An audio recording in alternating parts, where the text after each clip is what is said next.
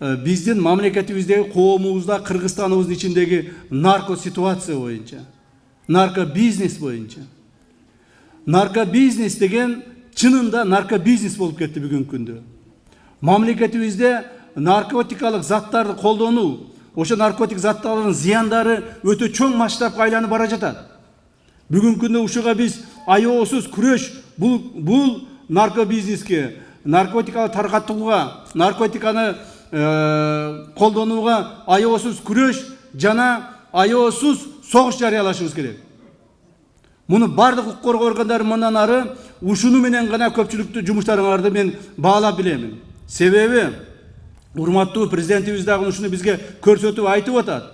Коомубузда мына айрыкча жаштарыбыздын арасында, мына мектептерде, вуздарда жана башка ушундай жаштарыбыздын арасында наркотиктерди таркатуу, колдонуу, айрыкча мына мурда наркотиктерди эгерде жерден өстүрүп чыгарган болсо, азыркы күндө синтетикалык наркотиктерди колдонуу көбөйүп кетти.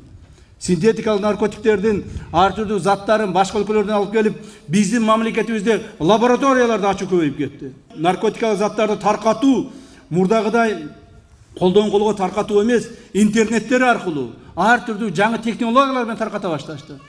Той закладкаларды кылып, сен даже билбейсиң, ал адамды көрбөйсүң.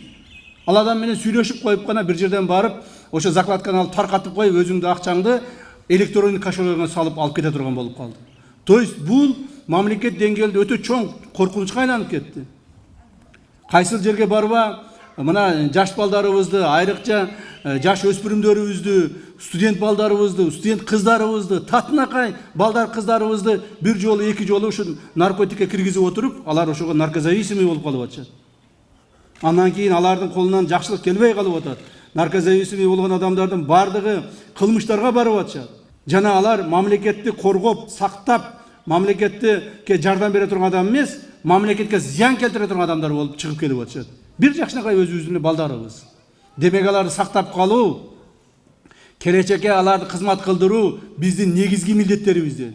Эгерде нарко ситуация бүгүнкүдөй акыбалда сактала турган болсо, мындан ары дагы ушул эле акыбалда кете турган болсо, кайсыл бир жылдардан кийин, 2 жыл, 3 жыл, 5 жылдардан кийин көпкө күттүрбөй, ашып кетсе 10 жылдардан кийин коомубуз өтө чоң көйгөйгө кабылышы мүмкүн. Ошондуктан бардык укук коргоо органдарына бериле турган тапшырма, мындан ары наркотикалык заттар менен аеосуз күрөшүп баштайбыз. Кимде ким ошо наркотикалык заттарды таратууга аракет кылса, же ошону таратса, же ошол боюнча өзүнүн кылмыштуу иштерин жүргүзсө, аларга биз аеосуз түрдө өзүбүздүн мыйзам чегиндеги шарттарыбызды көрсөтүшүбүз керек. Мыйзам чегинде алардын жоопкерчилигин карашыбыз керек.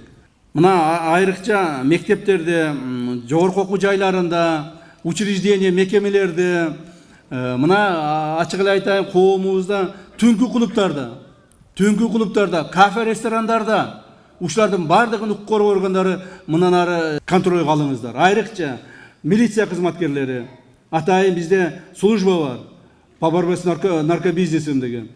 Мына ГКМБ, силерде маалыматтар көп жерлерде. Ушул боюнча прокуратура, ушул боюнча чоң чараларды көрүшүбүз керек. Бул биздин урматтуу президентибиздин биздин алдыбызга койгон тапшырмасы. Себеби президентибиз мамлекетибиздин келечек муундарыбыз үчүн кабатырланып атат. Кабатырланып атат президентибиз. Ал айтып атат, эмнеге биз бүгүн карабасак, эртең эмне болот? Макул бүгүн контролдоп турабыз. Эртең бүрсүгүн контролдон чыгып кетсе, бардык эле ушундай наркотикалык заттарга аралашып кетсе, эмне кылабыз деп өтө чоң кабатырланып атат. Ушул боюнча чоңураак, көбүрөөк жумуштар аткарыңыздар. Мындан ары бул чоң контролго алынат. Андан сырткары ушул жерде айтып коюш керек, сращивание сотрудников правоохранительных органов с наркобаронами. То есть биздин ошол укук коргоо органдарынын адамдары өздөрү кошулуп кирип кетти. Былтыртан бери мен 2 эле жылдыкты айтайын, 1,5 жылдыкта, былтыры 1 жыл, быйыл мына 3 айдан бери. 12 милиция кызматкери ушул наркобизнеске байланыштуу кармалды. Жоопко тартылышты. Өздөрү ошол кошулушуп, сатышып, өздөрү кошулушуп, жолдорду үйрөтүшүп, өздөрү ошолор кырышабат этип жүргөндөр көбөйүп атат. Мына ушулар боюнча дагы чоң жумуштар аткарышыбыз керек.